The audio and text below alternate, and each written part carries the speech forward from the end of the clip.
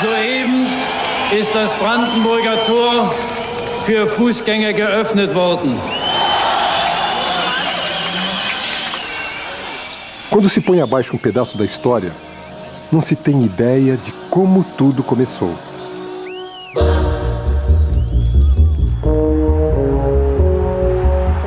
Outubro, 1917. Aqueles primeiros passos dividiriam o mundo por mais de 70 anos. De um lado, o capitalismo. De outro, uma ideologia ainda inédita, talvez utópica, talvez impossível. A vitória da Revolução Socialista mudaria decisivamente os caminhos da história do século XX e o destino deste personagem em especial.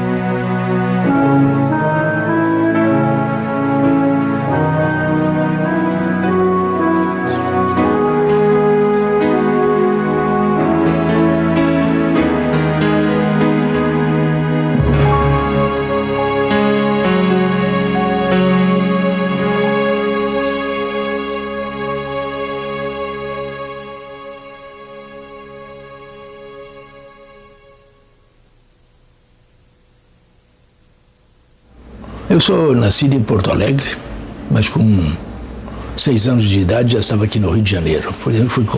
Fui educado aqui na terra carioca. Minha mãe, minhas irmãs, era um ambiente doméstico em que vivi. Aprendi a ler e escrever com a minha própria mãe. Terminei o curso em 1915. Como major aluno do Colégio Militar. Era o segundo, portanto, o primeiro era tenente-coronel e eu era major aluno. Do Colégio Militar passei diretamente para a escola. Nesse momento eu desejava ir para o comércio, qualquer meio de ganhar a vida, porque a vida doméstica da minha mãe passava dificuldades muito grandes, porque o soldo deixado por um capitão do exército era muito pequeno, né?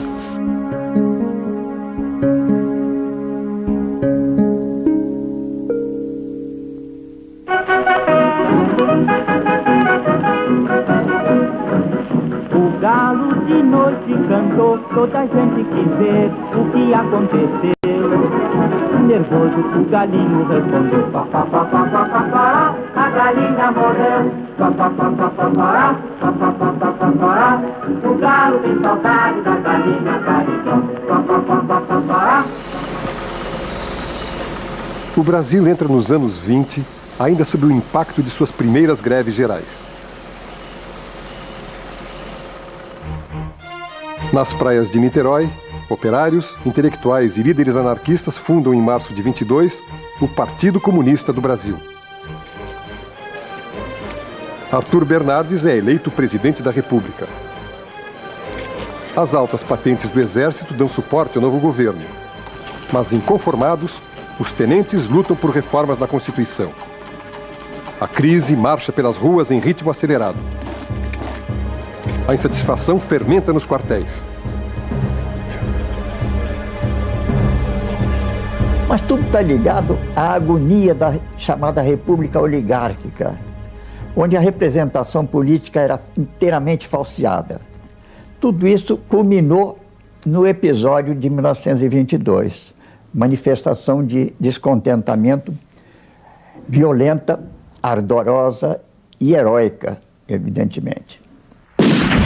Em julho de 22, militares do Forte de Copacabana se rebelam. O governo é rápido e duro. Manda bombardear o forte. Dos quase 300 rebeldes, 18 saem às ruas numa marcha suicida pela Avenida Atlântica.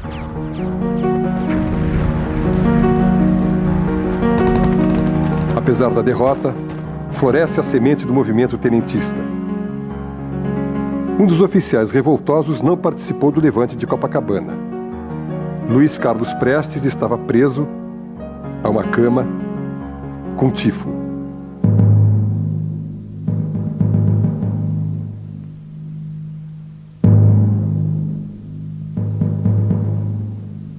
Vitimado pela repressão promovida por seus superiores, Prestes é enviado a Santo Ângelo, no Rio Grande do Sul, para supervisionar a construção de quartéis.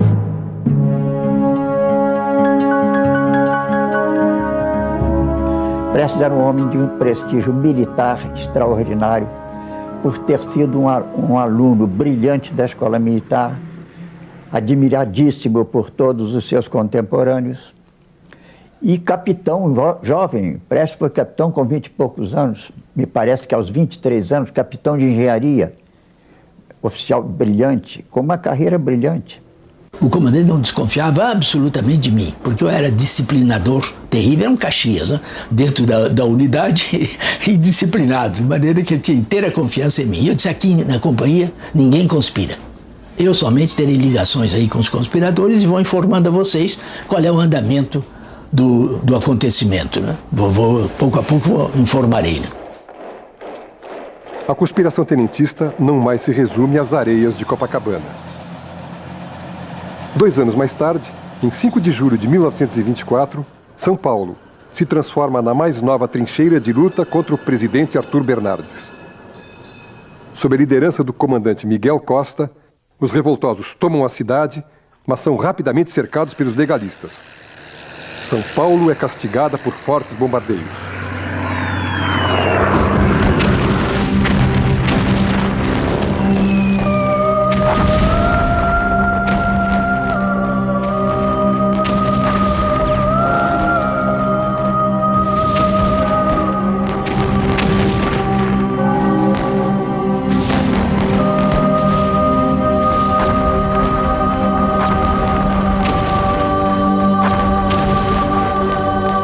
Desde o dia 9 de julho até o dia 27 para 28 de julho, mais de 100 mil homens sitiaram São Paulo. São Paulo parecia, à noite, quem olhasse dos morros, para São Paulo parecia um bolo de aniversário cheio de velhinhas, que eram os incêndios de São Paulo, né? Então, na noite de 27 para 28, em virtude de ser impossível continuar resistindo aqui dentro, embora a população fosse favorável ao movimento, os revolucionários resolveram se retirar. E se retiraram tão calmamente, com uma retirada tão bonita, tão bem feita, que só no dia seguinte o governo ficou sabendo que a cidade estava vazia. Os paulistas, perseguidos por tropas do governo, marcham para o oeste do Paraná. São várias colunas de soldados amotinados. A coluna Fênix, a coluna Invicta, a coluna da Morte. No sul, o jovem capitão Prestes toma o quartel de Santo Ângelo e reúne mais de 1000 homens na coluna gaúcha, a coluna da Esperança, como o povo a apelidou.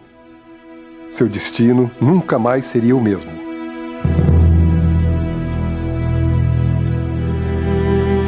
Vejo não mais ser possível resistir às intolerâncias dos nossos governantes. Levado por esta situação e pela aflição que sinto sufocar nossa gente, eu já não posso mais me calar. Preparem-se para enfrentar as duras consequências em face da atitude que terei de tomar. Afinal, foi a senhora que me educou dentro desses rígidos padrões morais e cultivou em mim a aversão a qualquer tipo de injustiça. Abraços, Luiz Carlos Prestes.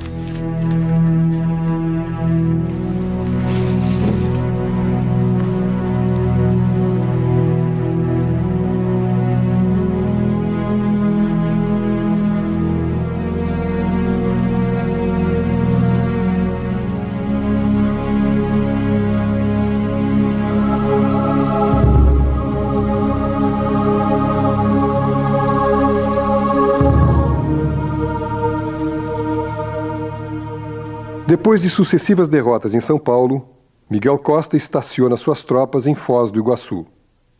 Prestes rompe o cerco no Rio Grande do Sul e se junta aos paulistas. Quando eu cheguei a Foz do Iguaçu, e só se falava, o único plano era retirar, abandonar o território nacional e passar para a Argentina. Aí eu me exaltei, né? Eu disse que não podia absolutamente aceitar, porque a minha coluna estava vitoriosa. Chegava lá vitoriosa para se unir com a coluna de São Paulo, né? E que não aceitava a derrota e passar para o estrangeiro nessas condições, porque eu não tinha nem como dirigir meus soldados vitoriosos e convidá-los para ir para o estrangeiro, né?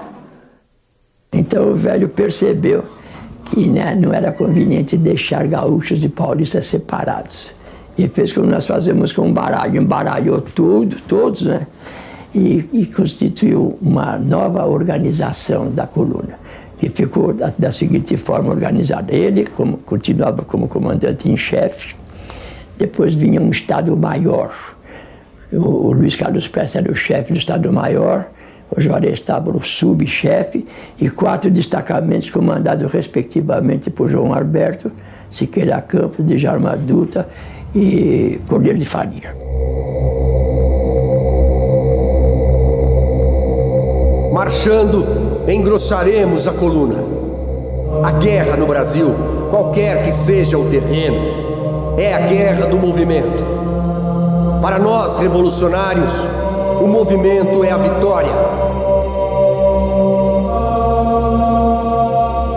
Quando a tropa estava marchando numa região em que não havia inimigo, eu, geral, organizava a vanguarda, a tropa saía toda, e eu ficava até a retaguarda.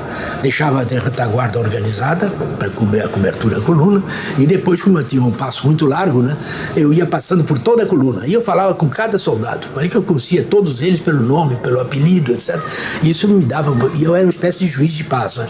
Todas as queixas, todas as dificuldades que cada um tinha, o que necessitava, era comigo que falavam, né? E o meu nome ficou na coluna, porque em qualquer lugar que chegavam, qualquer civil, morador, que vinha falar e reclamar ou pedir qualquer coisa, o soldado mandava, o coronel Prestes que vai, resolve. Então todo mundo ia procurar, o meu nome foi ficando por aí, e daí o nome, como que a coluna ficou com o meu nome por isso, né?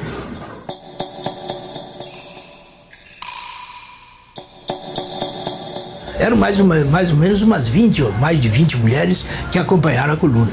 Quando chegou aí, eu ainda era muito militar e não queria saber de mulher na coluna. Então eu dei ordens terminantes na tropa que estava organizando a passagem do Rio, que nenhuma mulher podia passar para Santa Catarina, que cada uma voltasse para casa, né? Mas eu fui última viagem, eu participei dela, eu fiquei até o fim. Quando cheguei lá em Santa Catarina, as mulheres estavam todas lá, né? Já tinham passado e o que se ia fazer. E continuaram a marcha da coluna. E foram úteis, né? É verdade que eu tive que depois fazer autocrítica, porque realmente elas não foram peso nenhum, nem prejudicaram em nada, né? Pelo contrário, foram de grande valor mesmo e ajudavam muito na cozinha, né? No cuidado dos feridos, e algumas delas, inclusive, em combate, nos ajudavam a informar sobre o deslocamento do inimigo, e alguns empunhavam até o fuzil mesmo na luta. A coluna Prestes ainda hoje gera polêmica. A coluna heróica rasga o interior do país, do Rio Grande ao Piauí, se transforma em epopeia militar e deixa em seu rastro lembranças amargas.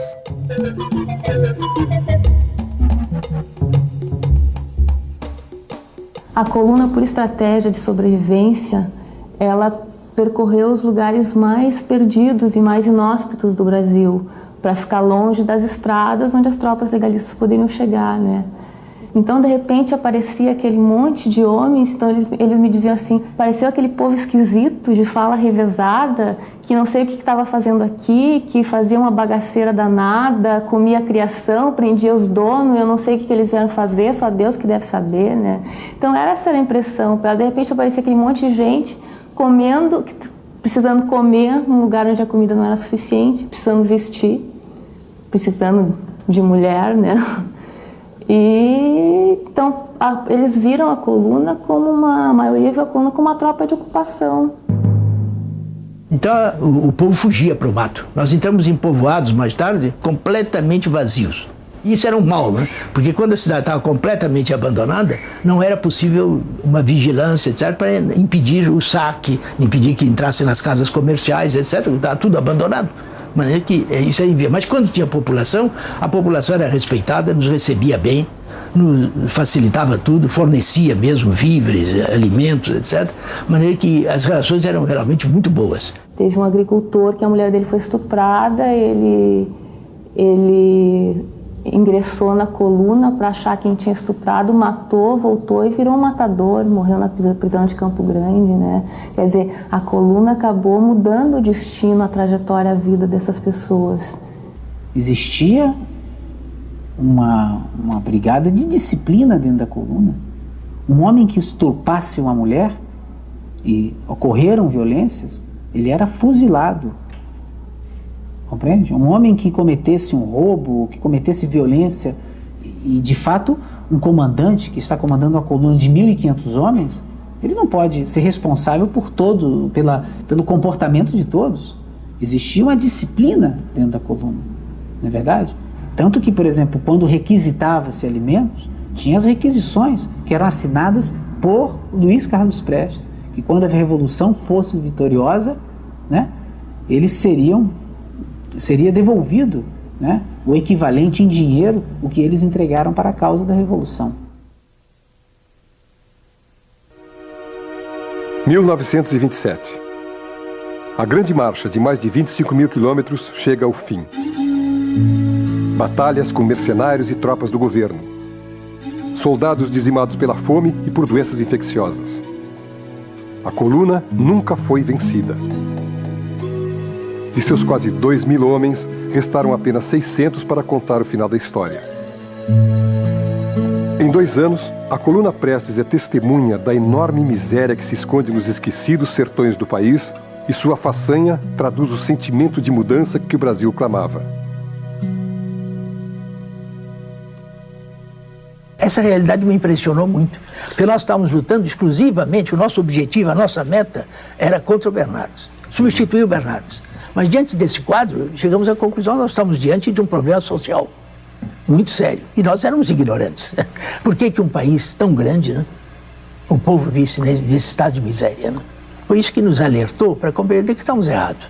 Além disso, víamos, né, que quem mais sofria com a guerra civil eram os moradores. Prestes e o que sobrou de seus homens exilam-se na Bolívia. O cavaleiro da coluna Esperança deixa de ser o bravo comandante e se transforma em lenda, em um mito revolucionário.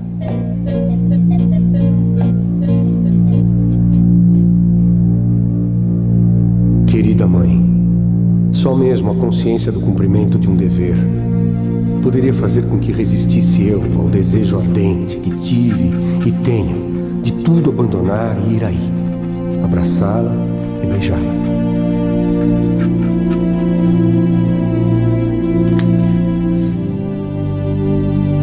Astrogildo Pereira, secretário-geral do Partido Comunista, é um dos primeiros visitantes a bater a porta de Prestes no exílio boliviano.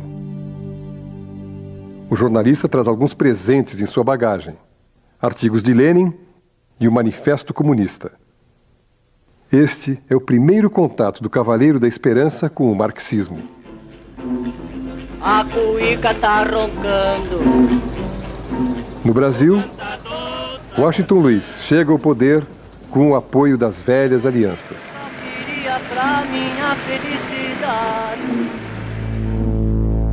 Prestes vai morar em Buenos Aires e dedica seu tempo ao estudo de textos socialistas. O personagem se defronta com seu conteúdo. Sua pálida ideia de projeto político parece ter encontrado um nome, uma ideologia, uma causa.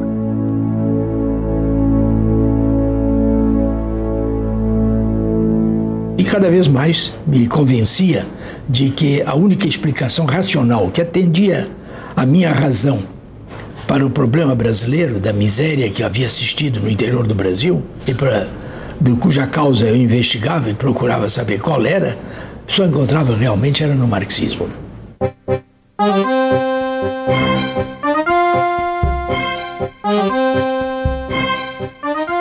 O Ocidente é sacudido pela crise de 29.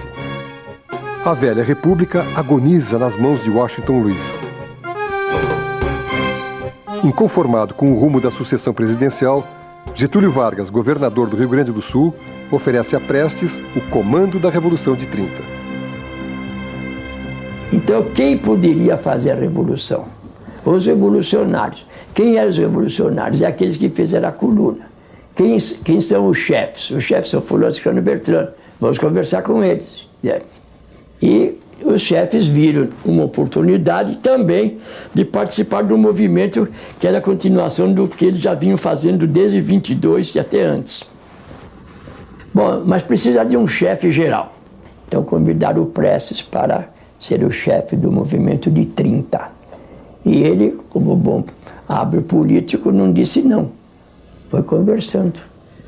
Para fazer o movimento, para comprar armas, munição, a gente precisa de dinheiro, tal, isso, aquilo. E ficaram de arrumar o dinheiro. Em reunião secreta com Vargas, Prestes coloca na mesa sua proposta de revolução popular e pede dinheiro e armas para sua causa socialista. Eles não chegam a um acordo, mas mesmo assim, Getúlio lhe envia 800 contos de réis.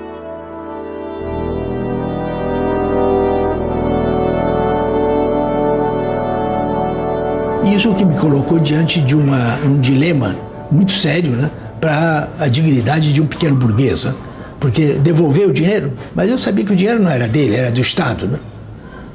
Não devolver, mas também ele não ia me comprar com 800 contos, né, não era isso com essa importância que ele podia me comprar e fazer mudar de posição. A minha posição estava definida.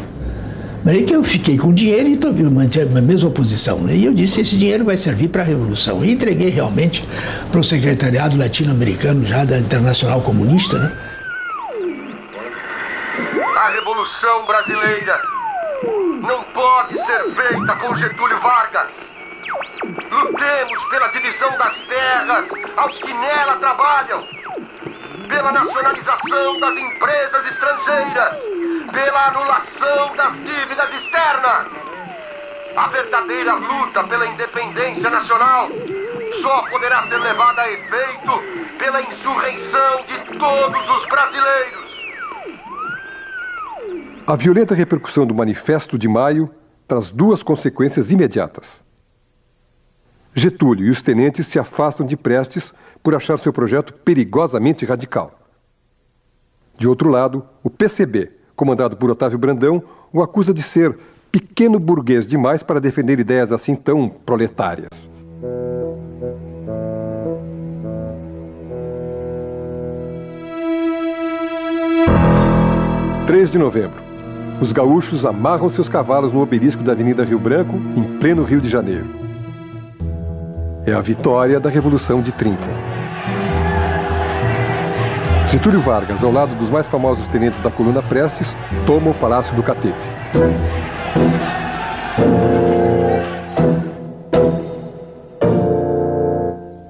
Nasce um novo tipo de Estado no Brasil. O capitalismo nacional começa a se modernizar. Até hoje muita gente não compreende. Acha que eu devia ter participado, porque então mudava o destino do movimento. É um equívoco pensar que um homem sozinho pode fazer alguma coisa. Eu era um general sem soldados, porque os meus soldados eram os tenentes. Né? Eram eles que tinham elegido para chefe militar da Revolução. E eles todos ficaram com Getúlio e eu ficava contra o Getúlio.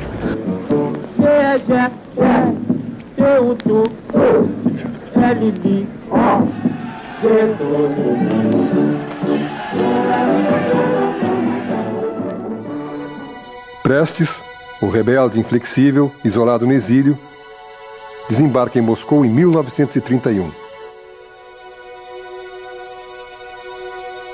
Planeja o futuro em terras distantes. A Revolução de 30 abre frentes de inimizades eternas.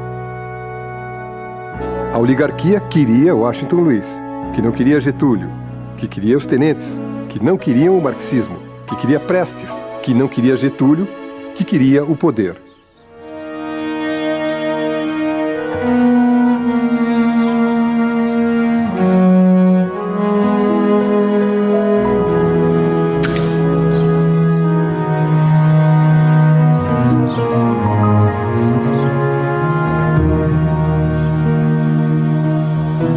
Em Moscou, meu pai então trabalhou como engenheiro. Outra função dele ele deu várias palestras criticando a coluna, analisando a coluna como um movimento pequeno burguês, que não ia levar em nada. E concretamente, o que ele fez em Moscou, realmente eu não tenho nenhuma documentação. Eu só tenho umas provas indiretas da preparação de alguma atuação no Brasil. O que foi? Essa preparação se resultou em 1935. A União Soviética passa por grandes transformações. Stalin impõe sua política de depuração nos quadros do partido. Entenda-se depuração como extermínio. Prestes não consegue sua filiação no Partido Bolchevique. Convive com a realidade socialista, trabalha na construção civil e é trabalhado como futuro comandante revolucionário. O PCB tinha medo daquela figura no partido, né? Alguns por ciúme, isso é especulação, outros porque imaginavam mesmo que o Prestes era um revolucionário pequeno burguês, como eles chamavam, e que não ia ajudar nada o movimento socialista, o movimento comunista. E resistiram até o fim. Prestes pediu várias vezes ingresso ao partido e foi negado. Quer dizer, ele só entrou quando Manuilsky, que era da Internacional, deu uma ordem ao PCB para que aceitasse o ingresso de Prestes no partido.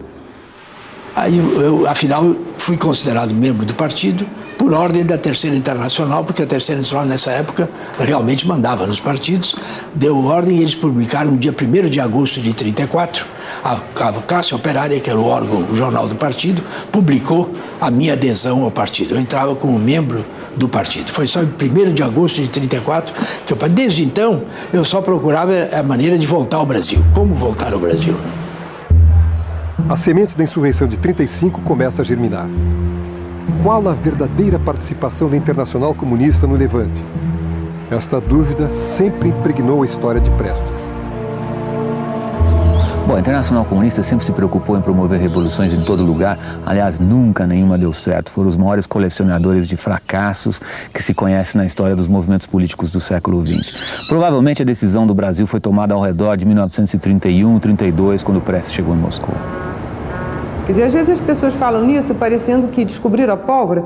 Os partidos eram filiais da Internacional, né? Os partidos se chamavam, por exemplo, o nosso, Partido Comunista do Brasil, entre parênteses, Seção Brasileira da Internacional Comunista. Quer dizer, todos os partidos eram seções da Internacional. Outro erro da historiografia brasileira foi atribuir ao PCB um papel central. Na verdade, o PCB era considerado por Moscou como um risco de segurança. Desde o nascimento do partido, sabia-se que o partido era completamente infiltrado, completamente manipulado e completamente dividido nas mesmas lutas interiores que acompanharam toda a história dessa agremiação política. Ou seja, na fase inicial, no momento de se planejar a insurreição, o PCB foi conscientemente tirado de lado.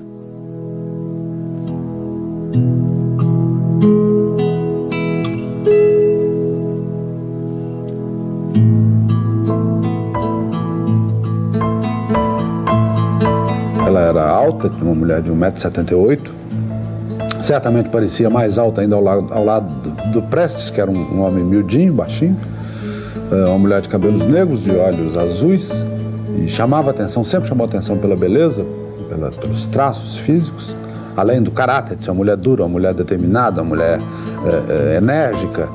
Chamava muito atenção, não só na juventude, na Alemanha, na União Soviética, mas aqui no Brasil também. Chamou muito atenção dos militantes do partido pela beleza física. Era uma mulher muito atraente. E é exatamente nesse momento que ela é destacada pelo Manuilsky, por Dmitry Manuilsky, que era o secretário do Comintern, para fazer segurança do Prestes na volta do Prestes para o Brasil, para a tentativa de revolução de 1935. Olga era uma agente do Serviço de Espionagem Militar do Exército Vermelho. Os soviéticos sempre foram, desde o começo, obcecados com a ideia de juntar informação confidencial.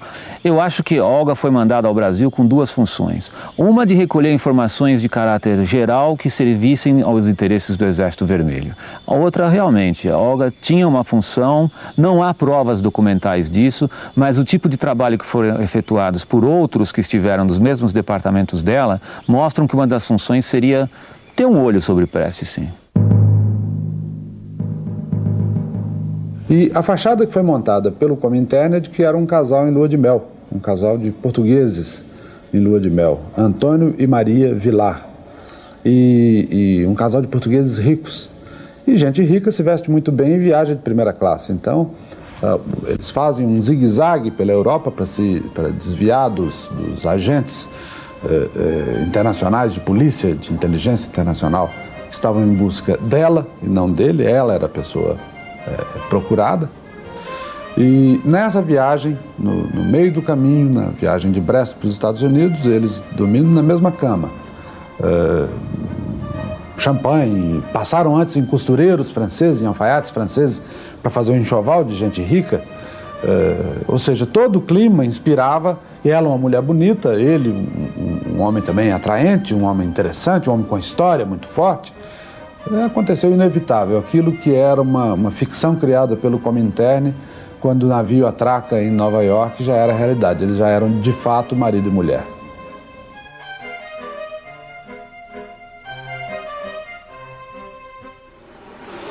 Não teve nenhuma romance, nenhuma coisa romanesca, né? De maneira que foi isso. Viemos juntos, né? E fui muito feliz com ela, era uma companheira de uma dedicação muito grande. Ela hoje é considerada uma heroína alemã, né? Ele disse, bom, eu não sei se o senhor sabe que Olga foi minha primeira mulher. Aquilo passou batido pelo meu ouvido, mas daí a um minuto acendeu um beat qualquer lá no subsolo. Eu fiz as contas e falei, bom, ele é 2 anos mais velho que o século. Se isso aconteceu em 35, ele tinha 37 anos, não pode ser. Aí falei, mas desculpe, o senhor disse que ela foi sua primeira mulher? O senhor quer dizer a primeira mulher com quem o senhor viveu? Ele disse, não, minha primeira mulher. E já ia continuando no assunto, eu falei, mas um momento, eu não entendi direito, sua primeira mulher como? Ele disse, minha primeira mulher. Eu falei, o senhor quer dizer sua primeira paixão? Ele disse, não, minha primeira mulher. Foi a primeira vez que eu estive com uma mulher.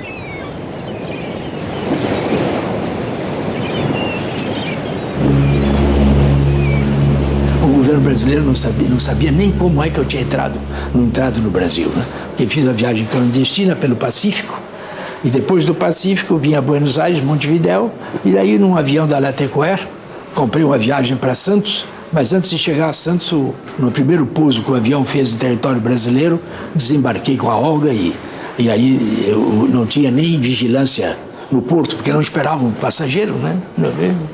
O passaporte não foi nem carimbado, carimbo de entrada no Brasil não tinha, só mais tarde que a polícia pegou esse meu passaporte. Por outro lado, a vinda de Prestes para cá, a experiência dele com a coluna, a perspectiva dele de fazer uma outra coluna, de chegar ao movimento revolucionário, a quem ele recorre? Aos tenentes. Onde era o trabalho principal do Partido Comunista? Nos quartéis, no Exército. Toda a correspondência de Prestes, desde que ele chegou no Brasil até outubro de 35, é aos seus antigos companheiros militares da coluna, pedindo que fossem para o interior, organizassem guerrilhas para reviver a coluna. E eu estou convencida, e acho, porque os documentos creio que mostram isso, que Prestes era fundamentalmente um tenente, né? Evidentemente que ele era um comunista, mas a sua tradição de luta foi uma tradição tenentista muito forte que ele manteve. E ele, inclusive, diz isso, eu era fundamentalmente um tenente nessa época.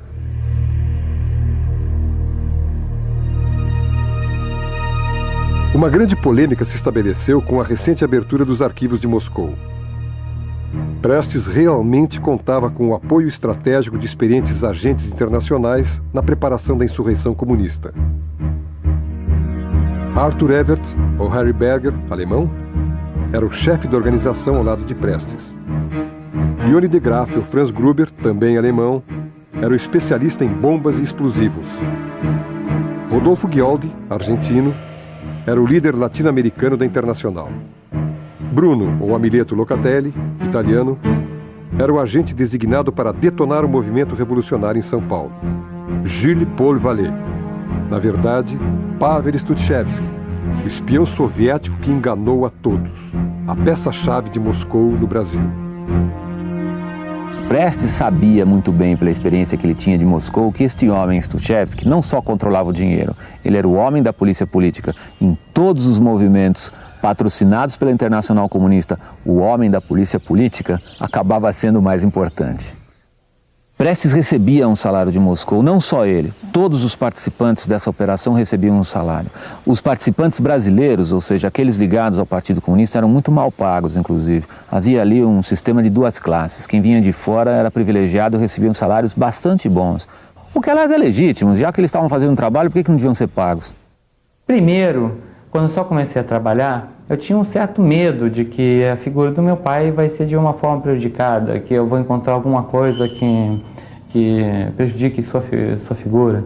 Mas quanto mais eu fui aprofundando a pesquisa, quanto mais eu vi a dignidade do meu pai. É uma coisa impressionante. Sim, ele recebeu verba para a atuação em 35 no Brasil. Sim, ele teve ligação com Moscou. Sim, ele atuou, combinou com Moscou, teve agentes e tudo. Mas isso, ele nunca atuou por seu próprio benefício. Ele abraçou uma grande causa e acho que isso até o final da vida ele carregou com honestidade, sinceridade e coerência.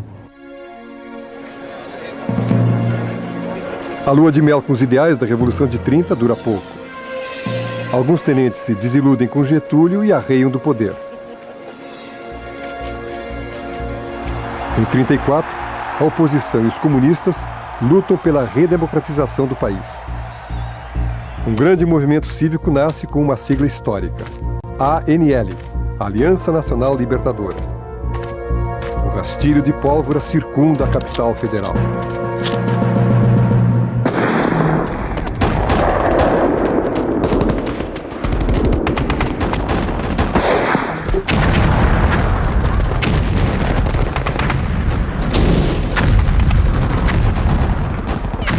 Em 25 de novembro de 1935, a cidade de Natal amanhece vermelha. O primeiro estouro é espontâneo e surpreende Prestes e a direção do movimento no Rio de Janeiro.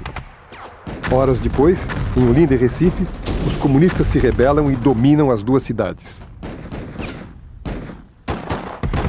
O levante não tem as dimensões planejadas. O Nordeste socialista é sufocado em menos de 3 dias. Quer dizer, em Natal foi um movimento de quartel. Mais uma quartelada que durante o ano desde 30 vem ocorrendo no Brasil com a maior frequência. Eu fiz o levantamento de algumas, mas não passava muitos meses sem haver uma rebelião de quartel. E houve esse movimento de quartel por causa da expulsão de uns militares que tinham feito baderna lá. Quando detonou a Revolução em Natal, a de Recife foi resolução da direção do partido em Recife. E Prestes, quando sabe que a posição dele, isso está nos documentos e ele repetiu sempre mais tarde, era o seguinte: e agora, o que a gente vai fazer? Houve uma grande discussão no Brasil se a ordem para deflagrar o movimento veio de Moscou ou se foi dada pelo Prestes. Na verdade, foi dada pelos dois, por uma daquelas coincidências históricas que, se a gente colocar num filme, todo mundo acha que é um roteiro mal feito. É o seguinte: Prestes pergunta a Moscou: posso ir para a luta? E Moscou manda a resposta: vá, porque eu estou dando mais dinheiro. Só que as coisas andaram mais depressa do que o Prestes imaginava. E ele foi obrigado a ir para a luta antes que a resposta positiva de Moscou chegasse. Então, no fundo, quando o Prestes dizia, como ele disse durante a vida toda, fui eu que dei a ordem, ele está dizendo uma meia-verdade, porque ele ocultou que ele primeiro pediu ordens. Dei as ordens principais, algumas delas foram apreendidas pela polícia, né? Outras são conhecidas, né? Particularmente aí para o 3º Regimento de Infantaria, que o chefe, o dirigente revolucionário é eu, Agildo Barata, com um grande número de oficiais que o seguiam. E o movimento foi, a verdade, foi puramente militar. A Escola de Aviação Militar se levantou e o 3º Regimento. E o pior que aconteceu é que a luta dentro do 3º Regimento foi uma luta muito séria, demorada, facilitando que o governo fechasse aquela desfiladeiro que é a Praia Vermelha.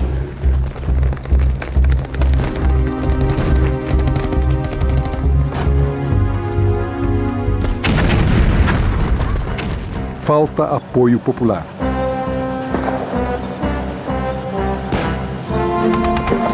Não estouram as greves esperadas. Só os quartéis mostram algum fôlego.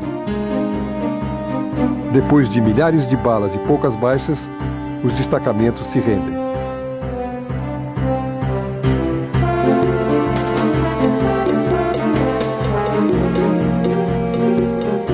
Getúlio e o serviço de espionagem inglês já sabiam há algum tempo da presença de Prestes no Rio de Janeiro.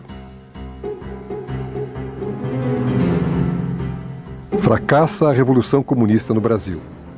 Do ponto de vista histórico, foi um desastre. Quer dizer, não só quebrou, como a gente já falou, o movimento democrático, como isolou os comunistas de uma maneira terrível e possibilitou, né, o anticomunismo graçando de uma forma bárbara.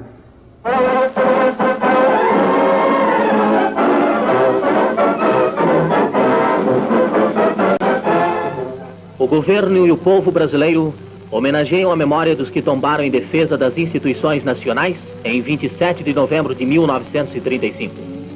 O presidente Getúlio Vargas deposita, em nome do governo, uma coroa de flores junto ao mausoléu daqueles mortos. O dia 27 de novembro fica marcado a ferro e fogo na memória militar. Utilizado como o dia da vitória contra o inimigo interno, alimentaria um ódio implacável do exército e da sociedade em geral contra os comunistas. Foi uma onda de terror que se abateu sobre o Brasil, chefiada em grande parte pelo capitão Filinto Miller, que tinha sido expulso da coluna anos antes e que foi destacado como chefe de polícia do Distrito Federal, com um poder muito grande, poder equivalente ao de um ministro. Ele participava de reuniões ministeriais, despachava diretamente com o presidente Getúlio Vargas, às vezes tinha mais autoridade do que muitos dos ministros, e é ele que é encarregado de caçar Luiz Carlos Prestes. Ele tinha duas razões aí, uma de natureza ideológica e outra de natureza pessoal, de vez que ele tinha sido expulso da coluna anos antes por corrupção, por covardia e por corrupção. Mais de 10 mil pessoas são detidas e interrogadas. Com a prisão de Harry Berger, os agentes estrangeiros caem um a um. Um deles, o jovem norte-americano Victor Allen Barron, especialista em radiotransmissão, é submetido a torturas indescritíveis e deixa escapar o nome do bairro carioca onde Prestes e Olga se escondem. A polícia vasculha casa a casa. São 40 dias de perseguição. Bom, a polícia cerca a casa pela frente, ele tenta fugir pelos fundos, os fundos estão ocupados por soldados também, ele de pijama, e a hora que ele corre, a ordem era matá-lo, a ordem que os policiais tinham era de levá-lo morto para a prisão. E ele vem para a sala da frente novamente, talvez tentando escapar por ali, uma coisa assim, e os policiais entram e apontam carabinas e metralhadoras para ele, e nesse momento a Olga salta na frente dele, é uma cena heróica, ela já grávida, já esperando o bebê, ela pula na frente dele, uma mulher muito grande, e diz: não atirem que ele está desarmado.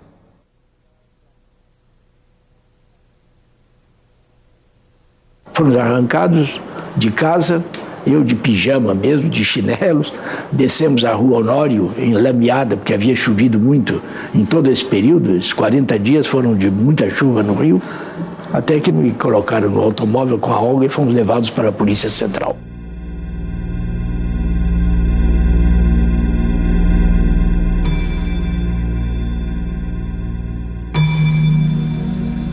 E ele é colocado, é uma cena muito cinematográfica, muito bonita, porque ele é colocado dentro de um elevador, desses elevadores antigos de porta sanfonada.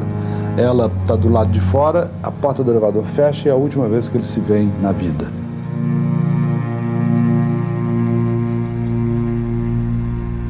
Bom, cantar, eu não avaliava que fosse uma coisa tão importante para eles. Depois de estar solta e já recentemente é que eu fui ver como realmente era importante, assim, uma voz cantando para quem está preso, né? Me segurava na grade e cantava. Cantava todas as canções revolucionárias, que tinha uma versão do hino nacional, que eu não me lembro, e tinha essa versão da Cidade Maravilhosa, que era Praia maravilhosa, cheia de balas mil, vermelha e radiosa, sentinela do Brasil. Por ordem de Getúlio Vargas, a judia alemã Olga Benário, grávida da primeira filha de Prestes, é deportada para prisões nazistas.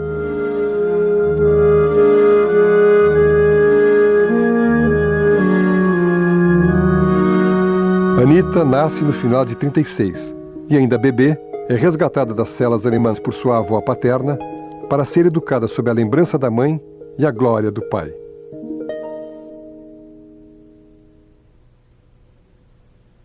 Dona Leocádia, mulher de personalidade marcante, sempre socorreu Prestes em seus momentos mais críticos. Com Anita nos braços, percorre o mundo lutando pela liberdade do filho que padece nos porões da ditadura Vargas.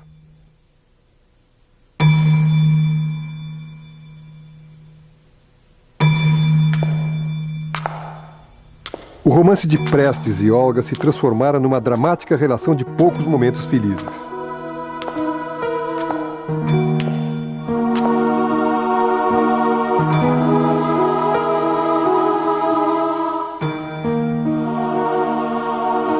Olga é executada numa câmara de gás em 42, num campo de concentração no sul da Alemanha. Morre sem ter notícias de sua filha.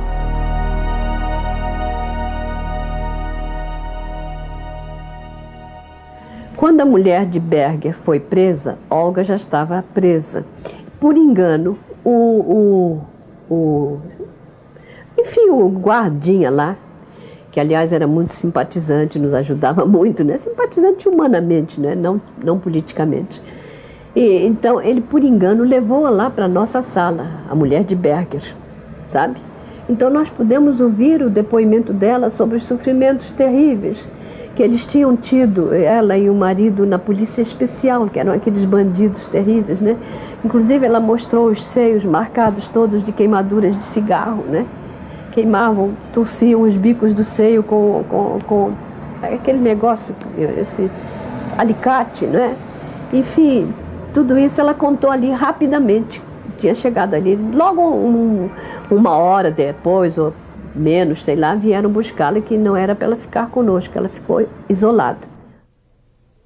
Num dado momento, depois de simularem fuzilamento, depois de simularem que estava enterrando viva a mulher dele no Morro de Santo Antônio, eles enfiam um arame na uretra dele, no pênis dele, deixam a ponta do arame para fora e esquentam a ponta do arame com um maçarico para tentar fazê-lo confessar, e ele não abre o bico. Ele saiu do Brasil praticamente louco.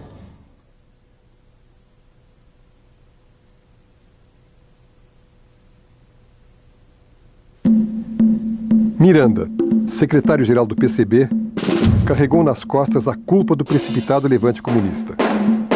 A revisão dos fatos de 35 permite reavaliar a história deste homem que foi entregue à impiedosa condenação política. Não é por culpa dele, foi meu pai, Georg e Evert, que decidiram se levantar dia 27 de novembro, e não o Miranda. Ele nunca tirou a responsabilidade dele dos erros políticos cometidos em 35. Sempre meu pai dizia que aquilo foi um erro, foi um equívoco, foi sectarismo e tudo.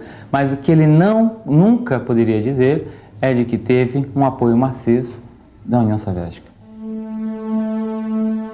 Garota, Elvira, Elza.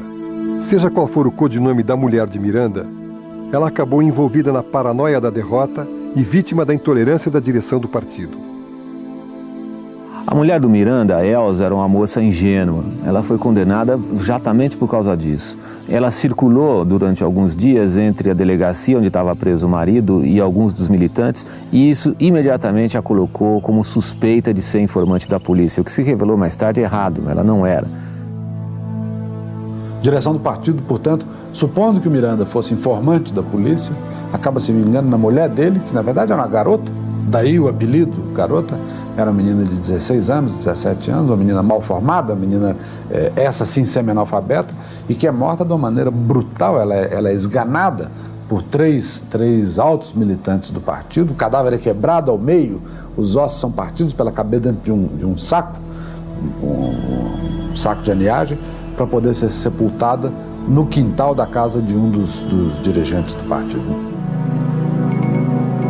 Há bilhetes manuscritos do Prestes cobrando da direção do partido a execução, que ela já tinha se decidido que ela seria morta, e eles estavam relutando, estavam adiando a execução. Há um bilhete manuscrito do Prestes cobrando a execução da menina.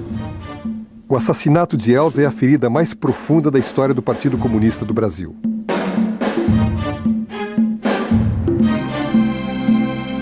Este trágico justiçamento gera um processo-crime contra Prestes, que é condenado a 30 anos de prisão. O horizonte não traz boas novas, mas se alguém cavalgou a esperança, pode muito bem domar o pessimismo.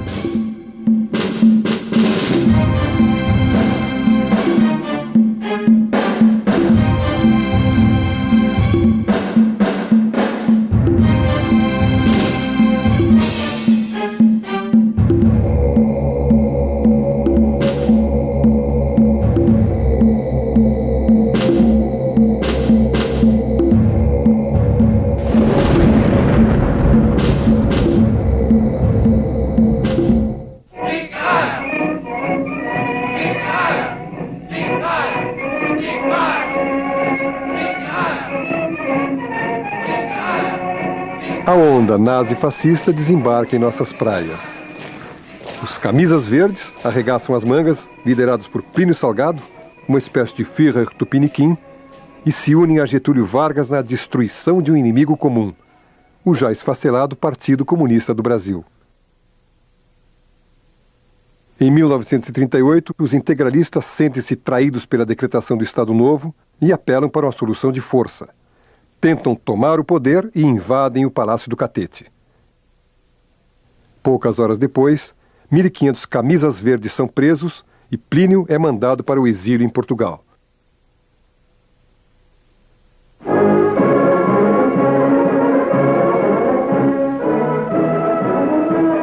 O Estado Novo tem duas caras. A que afaga, presenteando a sociedade com desenvolvimento econômico e novas leis trabalhistas, e a que maltrata, a fachada policialesca, que através do DIP, Departamento de Imprensa e Propaganda, isola e censura.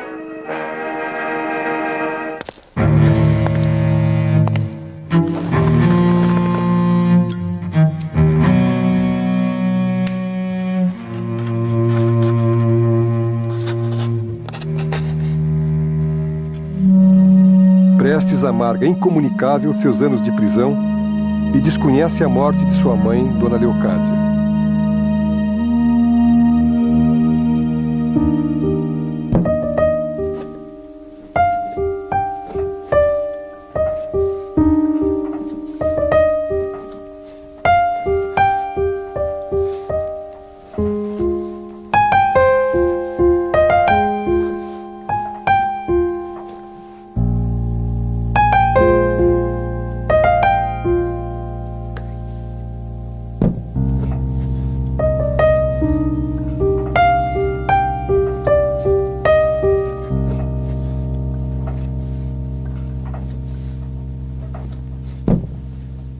Na Polícia Especial, ele me via num quartinho limpo, em que a única coisa que eu podia fazer era dar 7 passos para frente e para trás, né? E decorar todos os múltiplos de 7, porque tal era a única distração que eu podia ter aí, né? Embora eu conseguisse, através dos próprios guardas da Polícia Especial, nunca passar mais de 3, 4 dias sem jornal, né? Embora fosse proibido, eles me davam um jornal.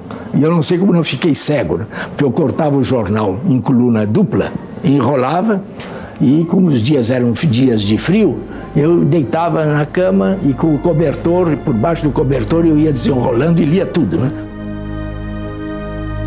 Ironicamente, um católico praticante, o advogado Sobral Pinto, defende Prestes na prisão, mesmo contra sua vontade.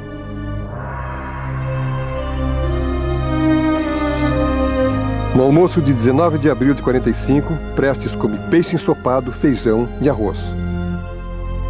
Esta é sua última refeição na penitenciária. Com o final do Estado Novo e a anistia aos presos políticos, seus 30 anos de prisão se resumem a 9.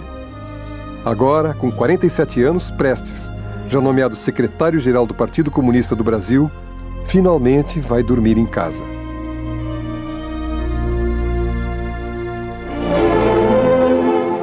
No restaurante operário do Serviço de Alimentação da Previdência Social, tem lugar o almoço ao nosso hóspede, que assim pode observar uma das grandes realizações do Estado Nacional e assim entrar em contato direto com os nossos trabalhadores. O final da Segunda Guerra Mundial revela uma época de reconciliações. Na campanha da Constituinte de 46, Prestes surpreende o país numa aliança com seu arqui-inimigo Getúlio Vargas. Como dois corpos políticos tão diferentes podem ocupar o mesmo espaço?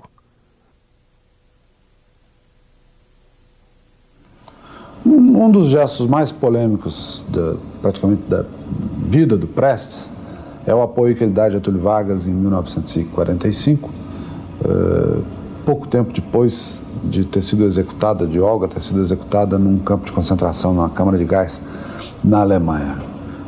Muita gente, inclusive, deixou o partido por causa disso, figuras expressivas abandonaram o partido porque não podiam concordar com isso. Eu perguntei ao Prestes, num depoimento gravado, o que é que o tinha levado àquilo. Ele respondeu sem triunfalismo e também aparentemente sem nenhum arrependimento, com uma frase. Ele disse: os interesses do povo estavam acima das minhas tragédias pessoais. Ele não chegou a fazer acordos com Getúlio, ele apoia Getúlio, ele sobe num palanque, inclusive uma foto nebulosa dá a impressão de que o Prestes está levantando a mão de Getúlio. Não é verdade, que está segurando o microfone para Getúlio, não é verdade, é uma outra mão que está ali por trás. Mas efetivamente ele apoia Getúlio Vargas em 1945. Filhos de operários utilizam-se dos brinquedos instalados na Quinta da Boa Vista durante as festas comemorativas do Dia do Trabalho. Aproveitando o 1º de maio... O Partido Comunista respira pela primeira vez a legalidade. O PCB prepara-se para a estreia nas urnas da Constituinte. Prestes ensaia sua nova fase, o contato com o público, que só o conhece através de seus polêmicos manifestos e pela lenda em torno de seu nome. Quando Prestes saiu da prisão, ele veio para um comício aqui em São Paulo, a 15 de junho de 1945. Eu morava na Avenida Angélica e vi uma grande movimentação de pessoas no Pacaembu. Não era dia de jogo de futebol. Que movimentação é essa? Aí eu quis saber o que era, fui até lá. Eu morava perto, desci no Pacaembu, cheguei no portão, perguntei a uma pessoa: o que é isso aqui, esse ato? Isso é um comício. E eu não sabia o que era comício. Aí entrei, disse: é o Prestes, eu nunca tinha ouvido falar no Prestes. Nunca. São Paulo a Luiz Carlos Prestes, marco decisivo na marcha para a democracia. Pablo Neruda, o poeta do Chile, senador em seu país pelo Partido Comunista, veio a São Paulo especialmente para assistir ao comício. Neruda escreve a sua saudação ao povo brasileiro. Desde todos los rincones de nuestra América, el pueblo te saluda, Prestes, con sus pequeñas lámparas en que brillan las altas esperanzas del hombre. Hoy pido un gran silencio de volcanes y ríos. Un gran silencio pido de tierras y varones. Pido silencio a América, de la nieve a la pampa. Silencio. La palabra al capitán del pueblo. Silencio. Que el Brasil hablará por su boca.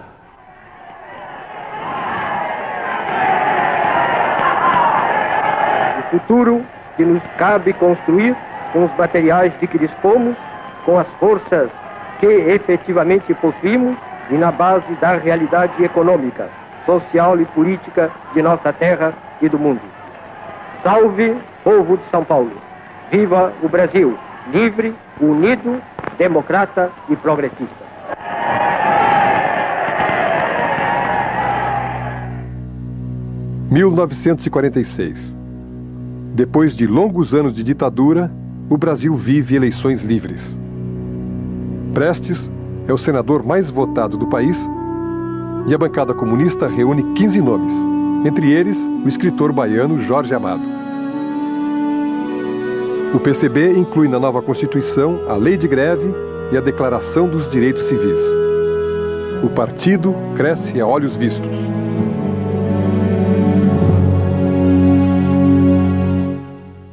Prestes e Anita se encontram pela primeira vez. Agora, com 9 anos, ela é quase uma adolescente. Além de senador da República, as imagens revelam a figura de um pai zeloso.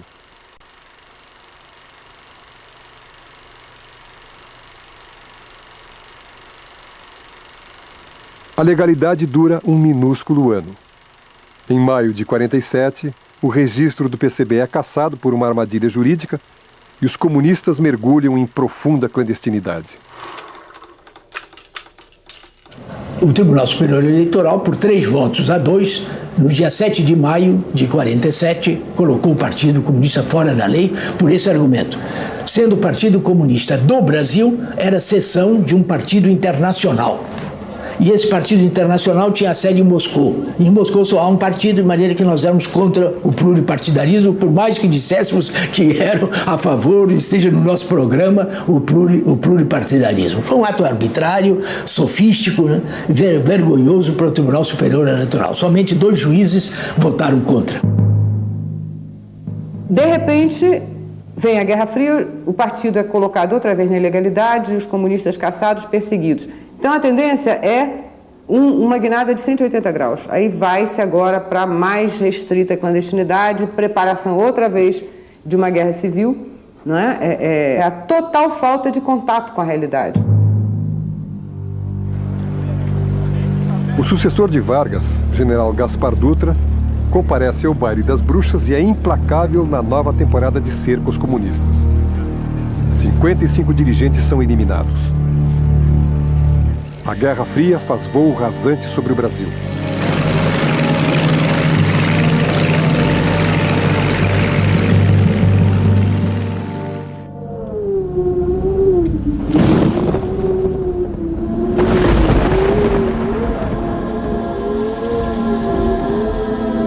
No início dos anos 50, um terrível e definitivo conflito parece iminente. Capitalismo e comunismo medem forças num cabo de guerra irresponsável.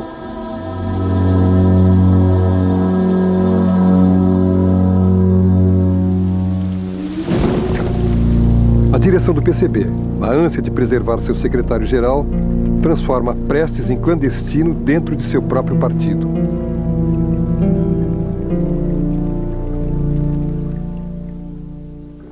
Ele era prisioneiro da executiva, não era do conselho, do comitê, era prisioneiro da executiva. A executiva não tinha nem o interesse que ele tivesse contato conosco. Aí nós fomos e contamos para eles a situação que estava. Aí ele, aos poucos, foi se jogando também para participar das reuniões, porque eles diziam que era um grande perigo o Prestes participar das reuniões e tudo, que ele não devia participar. E nós achávamos que, pelo contrário, porque havia um fator, é que ele era o único homem capaz de unificar o partido. Aliás, durante muito tempo essa foi a história. O Prestes era o homem capaz de unificar o partido. Então, em função disso, a gente passava a mão em muita coisa que ele fazia, assim, de ponto de vista ideológico, político. O PCB, na ilegalidade, lança em 1950 o Manifesto de Agosto. Um panfleto radical de incentivo à luta armada. Este pequeno manual contém regras inacreditáveis. A ridícula imposição de casamentos entre militantes e a proibição de conversas com trotskistas. A enorme popularidade do partido começa a escorrer por entre os dedos. Em agosto de 50, a publicarmos um manifesto bastante esquerdista em que chamávamos o povo já para a luta armada, que era o manifesto de 1º de agosto de 1950, que causou um grande mal a toda a nossa atividade, que isolou o nosso partido das grandes massas populares, porque era também inviável, né? Prestes era um homem legendário e era apoiado por um grupo que dava a essa liderança de tipo carismático o maior apoio. E também eram lideranças com pequena capacidade de avaliação política, tão sectárias como o próprio Prestes. Prestes, nos momentos cruciais, fazia avaliações errôneas e tomava decisões não raro desastrosas para a causa a qual se dedicava e para os seus seguidores. Em resumo, era um episódio brasileiro do fenômeno mundial do stalinismo. Prestes foi um stalinista empedernido. O halterofilismo, a ginástica e a modelagem física têm nos rapazes seus principais praticantes. O sexo frágil, porém, começa também a entregar-se a exercícios físicos com iminente perigo para a hegemonia dos tarzãs do asfalto. As decisões do PCB se mostram nulas. A luta armada não passa de um delírio e a opção pelo voto em branco faz o partido passar em brancas nuvens.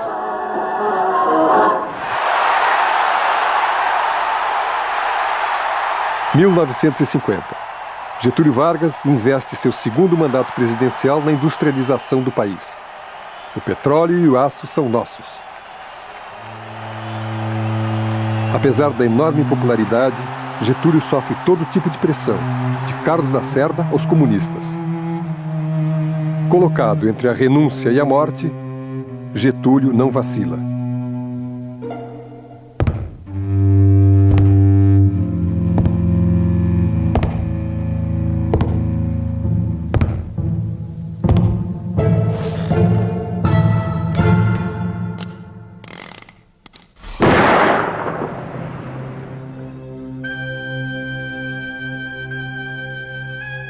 Mas esse erro do Prestes foi fundamental na vida dele.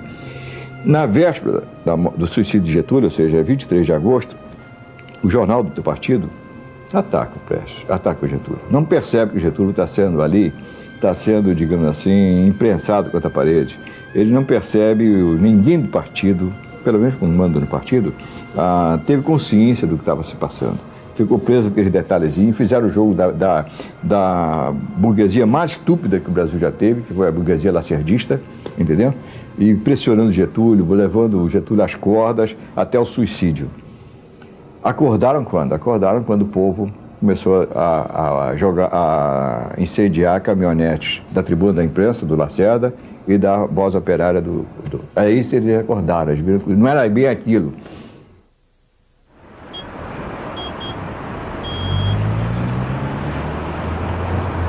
Durante a década de 50, Prestes vive de aparelho em aparelho, ainda na ilegalidade.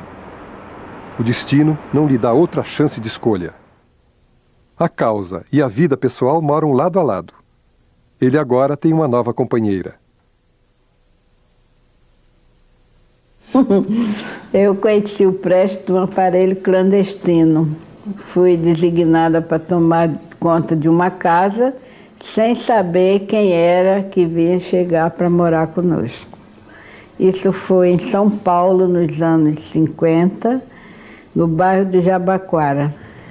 E à noite, nessa casa que eu fui designada, estava limpando uma escadaria de mármore para terminar os preparativos para a chegada para o novo hóspede.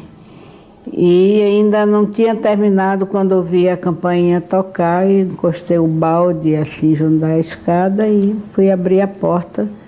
Quando entrou aquele homem baixo, de chapéu, que na minha imaginação eu achava que o Prestes era um homem alto, só de ouvir falar pelas histórias que contavam, da sua bravura, tanto na coluna como na prisão, e eu imaginava que ele fosse um homem forte, alto, assim. E depois que conheci, fiquei meio decepcionada com o tamanho dele. Não foi esse negócio de primeiro beijo, essa coisa, não houve nada disso.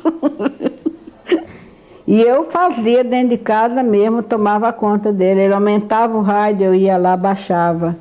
Ele abria a janela, a cortina para olhar na rua, eu ia lá atrás dele brincando. Então era isso que ele viu, que eu era muito severa com ele. Foi quando ele propôs casamento, porque eu era rigorosa com ele, né?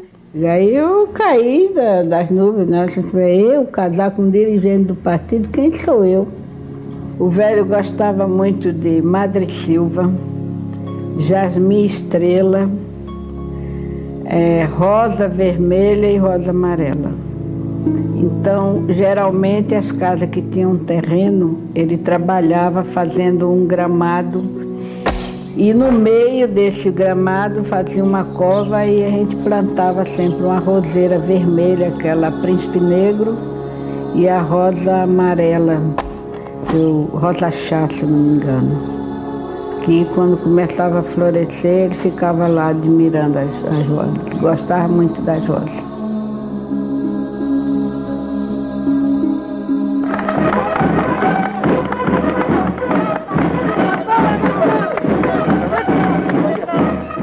На Украине, в Белоруссии, если вы будете укать против нас и будете опять готовить нападение, мы так ухнем, что больше не будешь укать. O impacto do relatório Khrushchev joga o PCB numa crise interna sem precedentes. Khrushchev revela que Stalin exterminou mais de 20 milhões de pessoas, vítimas da depuração ideológica. Esse congresso trouxe um grande abalo para todo o movimento comunista internacional, principalmente pelo documento em que se criticava o culto à personalidade de Stalin, que foi um abalo para todo mundo, porque todos nós víamos no Stalin a personificação do movimento comunista internacional, né, da luta revolucionária. A autocrítica socialista obriga Prestes a reavaliar sua posição e realinhar o PCB com a nova ordem comunista. Suspensa sua prisão preventiva, Prestes é de novo um cidadão comum. Eu passei de janeiro de 48 até março de 58, quer dizer, mais de 10 anos em rigorosa clandestinidade, com muita dificuldade de conhecer o que se passava até no país e dentro do partido, né?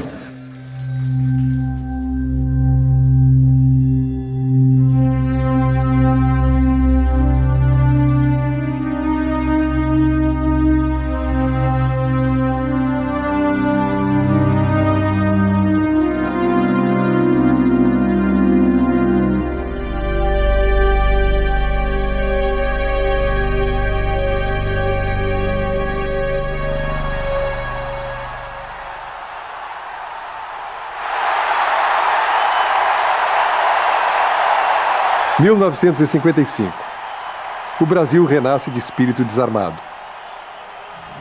Juscelino Kubitschek inaugura Gordines, abre o país ao capital estrangeiro e faz seu sonho se erguer no Planalto Central.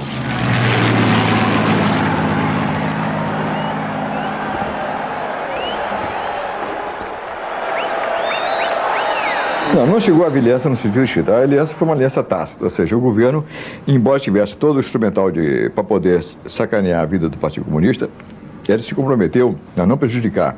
Não iria botar nenhum comunista preso, como não botou, não iria perturbar os movimentos paralelos que o partido fazia, vários organismos, várias organizações, vários movimentos classistas, uma certa penetração no meio sindicais. Enfim, o governo ia tratar o comunista como se não existisse, nem para o bem nem para o mal. Por sua vez, o Partido Comunista não iria bagunçar o terreno, ou seja, não iria provocar grandes agitações, grandes greves, ia dar um sursi para o governo. Isso funcionou, a contento. Funcionou 100%. Em 1961, o Brasil anda na corda bamba do peculiar humor de seu novo presidente eleito. Jânio Quadros, como um galo de briga, dita regras bastante incomuns. Proíbe o biquíni de 2 peças em Ipanema. E sacode maracas com revolucionários cubanos em Havana.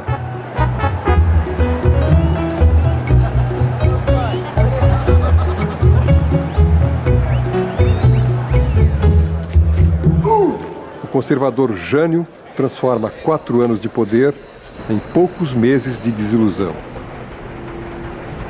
A renúncia de Jânio reacende a impaciência dos quartéis.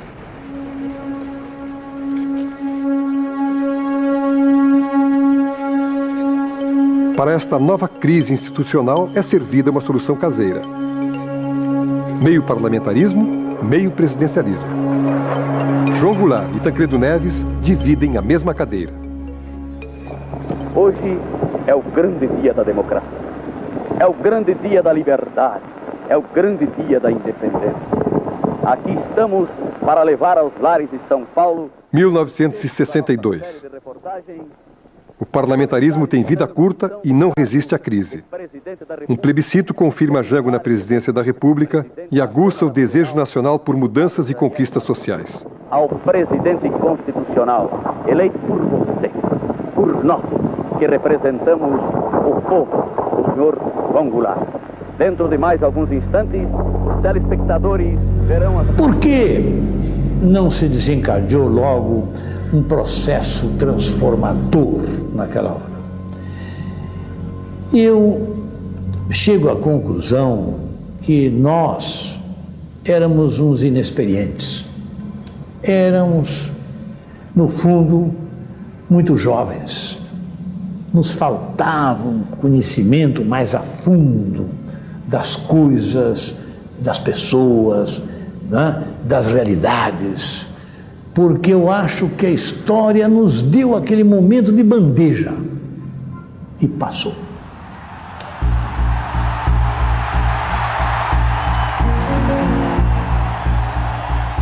O pensamento de esquerda se espalha pela sociedade. O temor da eclosão de um movimento revolucionário assusta a elite brasileira e coloca a caserna em estado de alerta. O país se radicaliza rapidamente.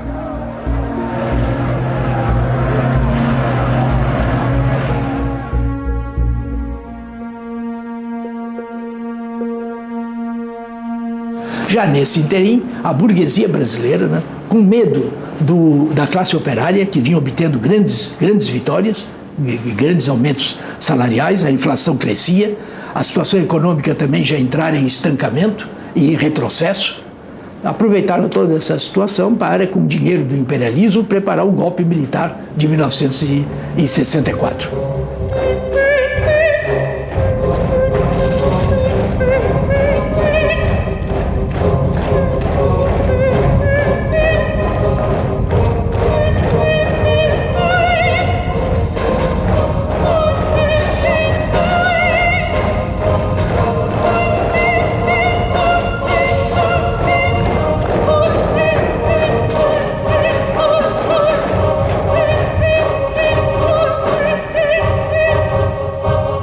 Estávamos sentindo que uma reação se preparava, mas jamais imaginava que pudesse se desencadear assim, tão rapidamente.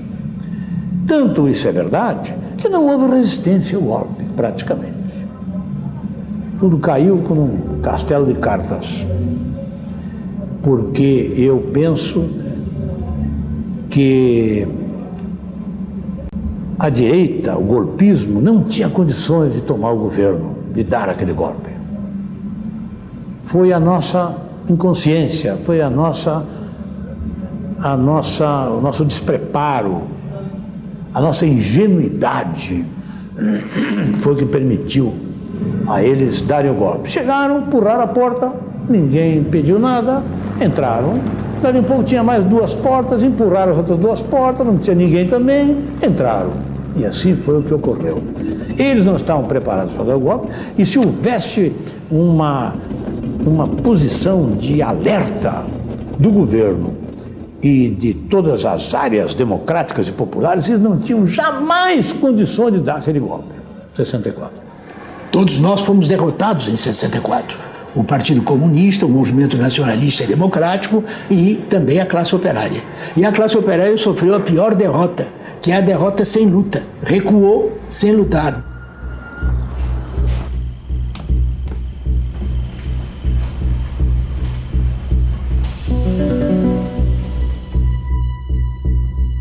Logo após o golpe de 64, a varredura policial encontra grande quantidade de documentos guardados na casa de Prestes. Entre eles, as polêmicas cadernetas, que mais tarde se verificou serem registros sem importância. Ele é acusado de ser um descuidado arquivista do partido e de superestimar a capacidade de resistência de Jango aos militares. A esquerda novamente faz uma leitura equivocada do momento político e sucumbe ao golpe. Eles então levaram tudo que o Prestes tinha. Foi 2 caminhões lotados. Tudo. roupa de criança. A Maria tinha ganho um casaco de pele de onça, que era tentado em Moscou, muito bonito, porque eu não levei nada. E Prestes tinha muitas talheres de prata, porcelanas. Ele ganhava muito presente, né? Ele era sempre assim. Levaram tudo embora. Até as lâmpadas eles tiraram.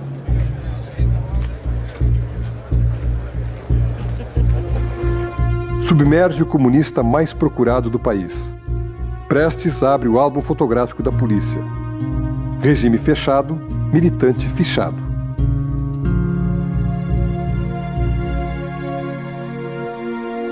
Luiz Carlos Prestes, agora com mais de 60 anos, é pai de mais 9 filhos. Ermelinda, Rosa, Mariana, Zóia, Paulão, João, Luiz Carlos, Yuri, Pedro.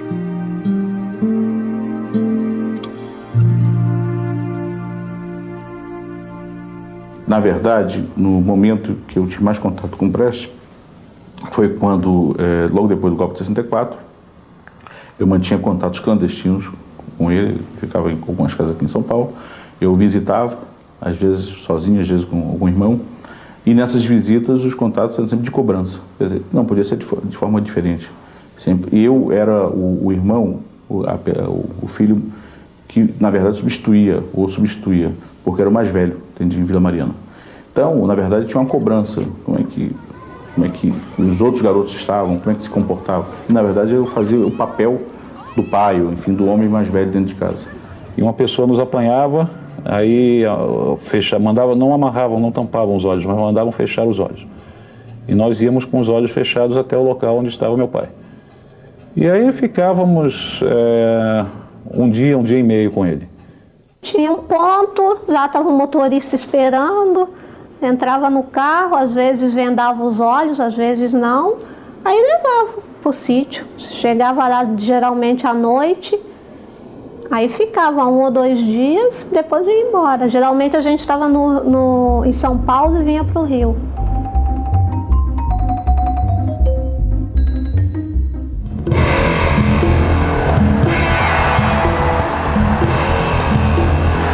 PCdoB, linha cubana, PCBR, polaco, foquismo, via chinesa, linha rural, linha pacífica, ALN, ala vermelha, dissidência comunista, AP, dissidência urbana, VAR Palmares, VPR, foquismo, via chinesa.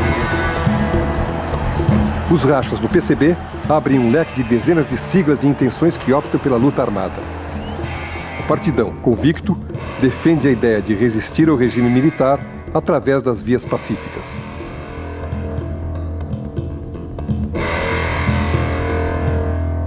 Havia entre nós uma guerra de slogans nas manifestações. Enquanto nós gritávamos só a luta armada derruba a ditadura, eles gritavam só o povo organizado derruba a ditadura. Havia já um confronto de posições que se estendeu no pós-64. De um lado, o Partido Comunista Brasileiro continuando a afirmar o caminho pacífico e o desenvolvimento da luta pacífica, e de um lado, nós dizendo que a luta pacífica tinha fracassado, que a única maneira de derrubar a ditadura era a luta armada. E isso a partir de uma análise do fracasso de 64, a partir de uma análise também que começava a ocupar espaço nas nossas cabeças do sucesso da Revolução Cubana.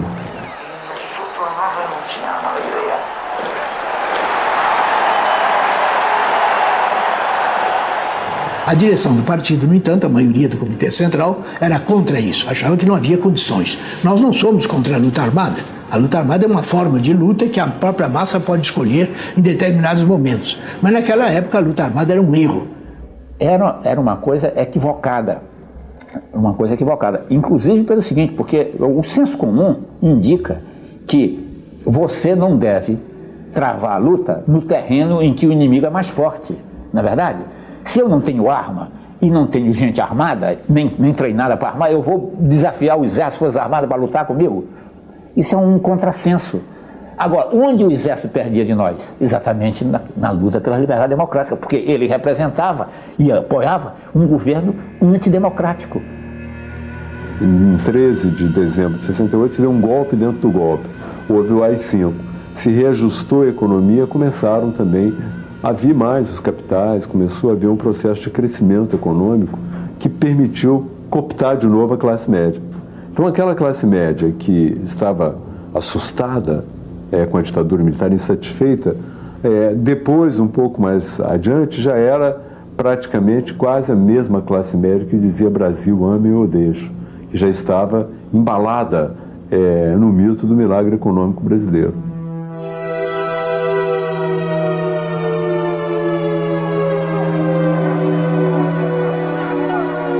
Muitos jovens militantes pegam em armas para combater o regime militar.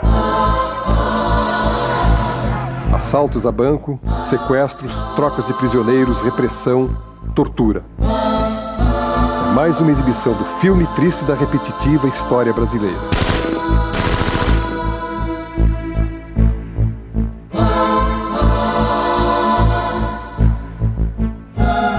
A justificativa oficial dá conta que estamos vivendo uma guerra civil e que existem baixas dos dois lados. Mas seja qual for o nome da guerra, todas as vítimas têm direito a um nome sobre seus túmulos. Não é preciso colocar uma pedra sobre o assunto, mas sim uma lápide sobre os corpos.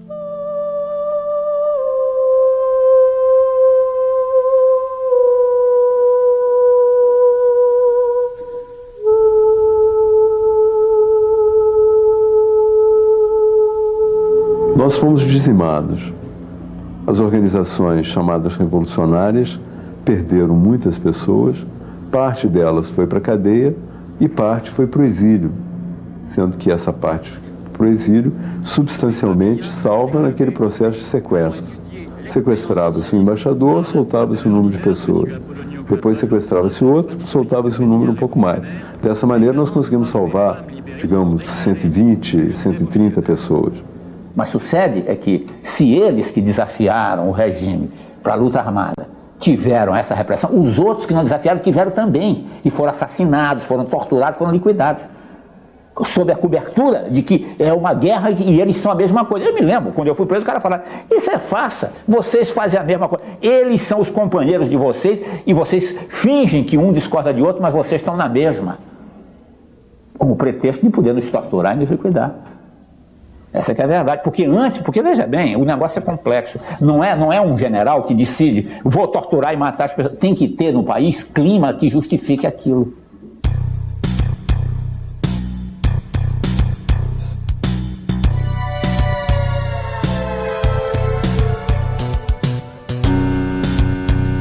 Enquanto a maioria é embalada pelo sonho do Tri, Prestes, disfarçado, arruma as malas para resistir fora do país. A sociedade civil, contando com vários comunistas, começa a se articular em torno da bandeira da redemocratização. Em 71, a reunião do Comitê Central, proposta de numerosos companheiros, ficou resolvido que para salvar a devida perseguição que se intensificava, o Comitê Central, numa de suas reuniões, podia cair todo, era necessário que uma parte do Comitê Central fosse para o estrangeiro. Eu compreendi que não era por segurança, era para me isolar e isolar outros companheiros da direção partidária. Mas aceitei, porque era a única saída naquele momento. De maneira que em março de 71 eu fui para o estrangeiro e fui para a União Soviética, onde fiquei até a anistia em 79. A unanimidade em torno da liderança de Prestes começa a ser questionada dentro do PCB. O velho tem que dividir sua causa entre a crise interna do partido e a perigosa arte de ser comandante em chefe de uma numerosa família.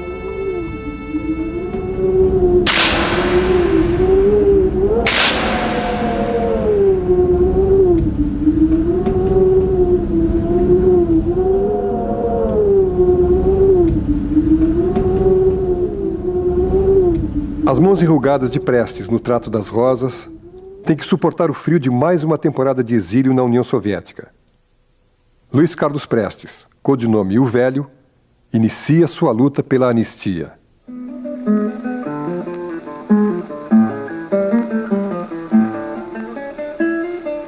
Eu peço a todos, portanto, que me acompanhem num brinde pela vitória da democracia do Brasil e nos demais países vizinhos da América Latina. Я поднимаю этот тост за будущую победу демократии в Бразилии и во всех странах Латинской Америки. Foram os melhores 10 anos da minha vida foram em Moscou, em convivência com a família e com o velho junto. Foi onde a família se reunia e sempre estavam juntos. No domingo, que estava o feriado que tinha em casa, que era o almoço do carro, toda a família junta. E depois os colegas dos meninos, as pessoas que nos visitavam. Foi assim que foi a minha convivência durante esses anos com o Prestes. Olha, quando eu conheci o meu pai, que fui realmente apresentado, foi só em Moscou mesmo, né?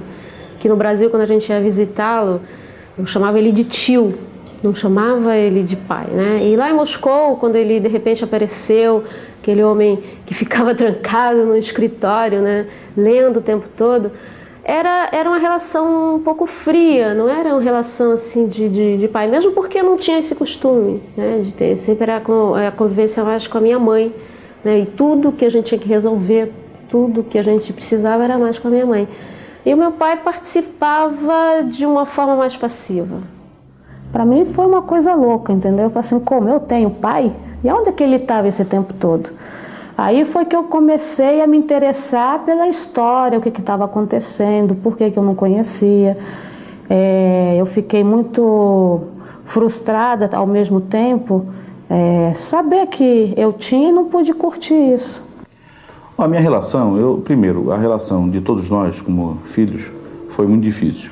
Primeiro que ele foi um pai, quer dizer, não muito presente. Não muito presente porque aquele momento exigia que ele trabalhasse e fosse um militante mais do que pai.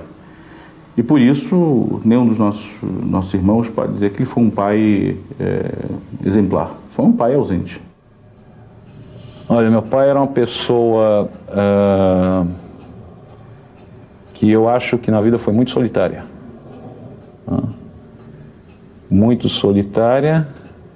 Uma pessoa que tinha uma vontade, uma vontade férrea no sentido de que se ele achava que uma coisa era certa, e se ele estava convencido daquilo, ele era capaz de, como fez isso em várias vezes, várias ocasiões na vida, né, de romper com tudo, de abandonar tudo, de largar tudo e começar tudo do zero, né, em função daquilo que ele achava que era correto.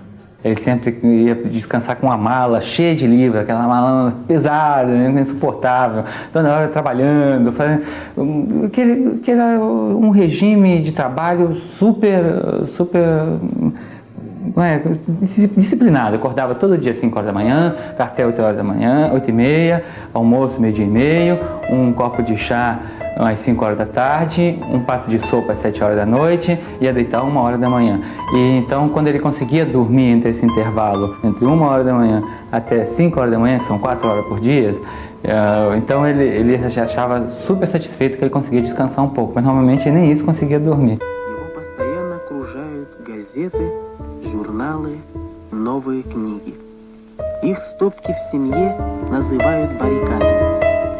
С этих баррикад он ведет борьбу. Eu cresci dentro de casa, né, ouvindo a minha mãe chamar o meu pai de velho. Cresci ouvindo os companheiros que telefonavam para nossa casa para chamar o velho. Então daí surgiu o velho, né? Era uma maneira da qual ele era tratado, né? Porque ele viveu a maior parte da vida na clandestinidade, sempre perseguido pela polícia, então era muito mais fácil chamar ele de velho do que Prestes, do que Luiz Carlos Prestes, não é verdade?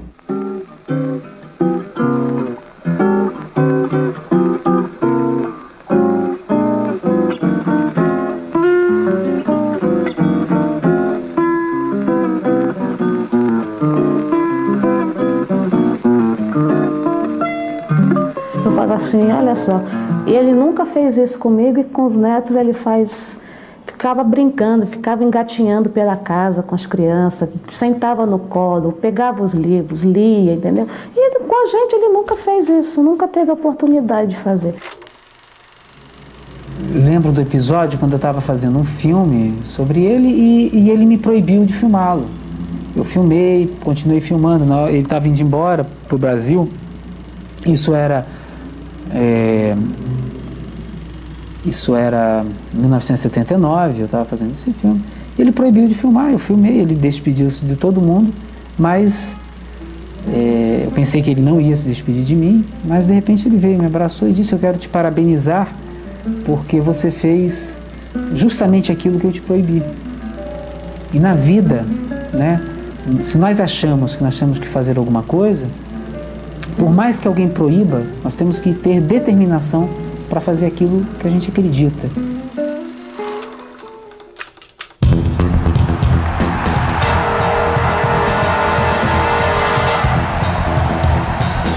Depois de uma grande mobilização nacional e com o final do milagre econômico, as portas da justiça finalmente são escancaradas. A anistia, em 79, permite a volta dos que nunca deveriam ter ido.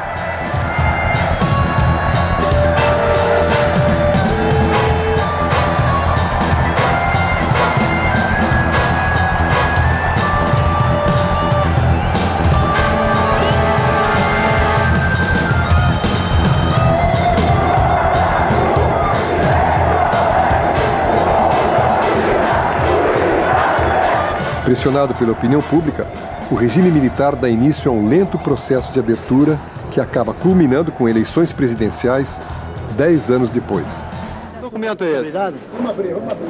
Vai com quem? O documento é sua. Mais tarde eu digo a vocês. Depois de 35 anos como secretário-geral, o velho capitão, o velho cavaleiro, se separa de sua espada.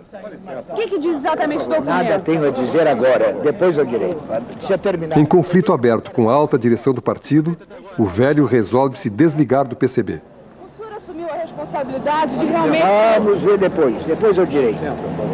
E em março, depois de várias tentativas de pedir demissão do cargo de secretário-geral, meu pai declara que se considera afastado do cargo de secretário-geral, já que ele não pode tomar a decisão que ele acha necessária. Formalmente, meu pai ainda está como cargo de secretário-geral porque é só o Congresso que poderia destituir ele, mas na realidade ele já estava afastado da direção, já não queria ter contato direto com a direção e volta ao Brasil já não sendo secretário-geral. Esse é um fato interessante que é muito pouco divulgado. Prestes nunca foi expulso do partido. Não, nunca foi. Embora sempre se quisesse ser dito, isso não houve a expulsão. Pode até ter aquilo que pode se argumentar.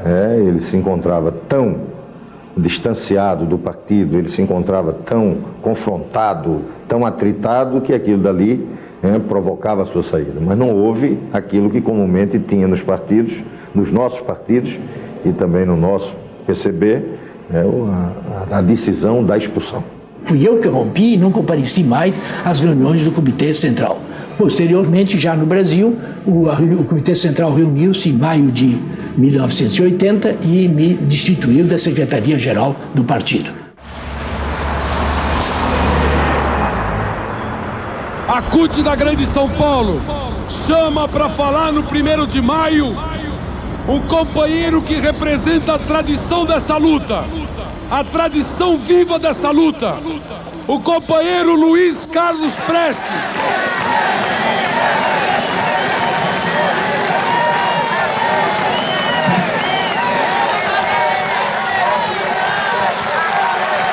Eu e meus amigos comunistas revolucionários e não oportunistas, saudamos o povo do ABC. Saudamos, por intermédio de vocês, todo o povo paulista e a sua classe operária.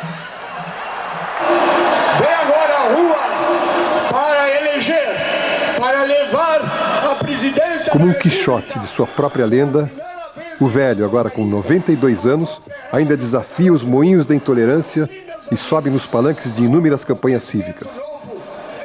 Prestes se torna uma referência de luta. A imagem de um homem obstinado, muitas vezes teimoso, um homem coerente, muitas vezes incompreensível. Enfrentou a prisão, a morte. Abriu mão da liberdade, do amor, do dinheiro. O velho cultivou uma causa.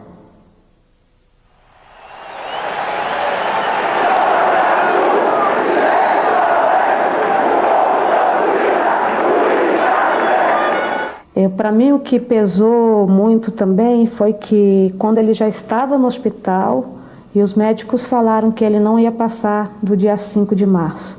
E dia 5 de março é meu aniversário. Entendeu? Então, esse dia, para mim, no 1990, foi assim uma coisa terrível, né? Assim, o velho morrer no dia do meu aniversário, pronto, né? E aí ficamos todos lá no hospital e eu lembro, ele já não falava mais, mas estava consciente, só que não conseguia falar. E quando eu cheguei e falei que era eu que estava ali com ele, ele apertou minha mão bem forte, eu senti que ele estava me desejando feliz aniversário. Foi a única pessoa que me deu feliz aniversário aquele dia. Todo mundo tinha esquecido do meu aniversário e ele, eu acho que foi a única pessoa que lembrou. Entendeu? E eu estava na hora, no hospital, a hora que ele faleceu, né? Eu vi o último suspiro dele, dia 7 de março.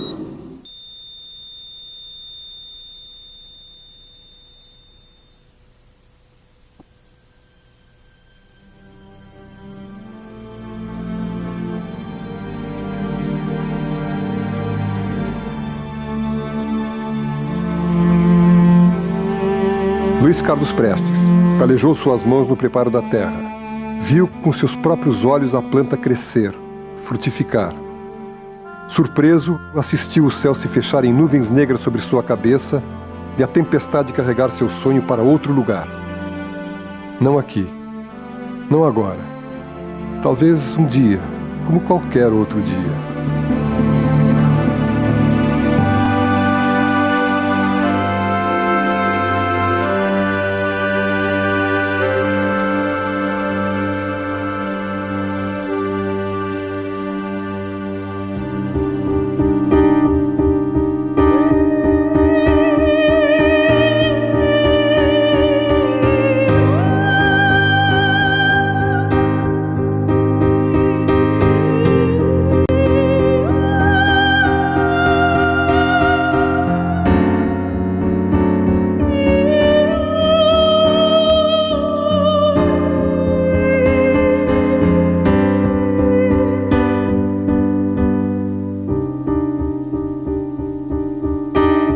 O jardim estava em rosa ao pé do sol, deixando por tudo uma presença de água. Tudo limpo, que nem toada de flauta. A gente, se quisesse, beijava o chão sem formiga. A boca roçava mesmo na paisagem de cristal. As sombras se agarravam nos folhedos das árvores, tal qualmente preguiças pesadas. Tinha um sossego tão antigo no jardim, uma fresta tão de mão lavada com limão, que desejei. Mulher não desejei, não. Desejei. Se eu tivesse a meu lado, ali passeando, suponhamos Lenine, Carlos Prestes, Gandhi, um desses, na doçura da manhã quase acabada, eu lhes falava cordialmente. Se abanque um bocadinho, coisa assim que pusesse um disfarce de festa no pensamento dessas tempestades de homens.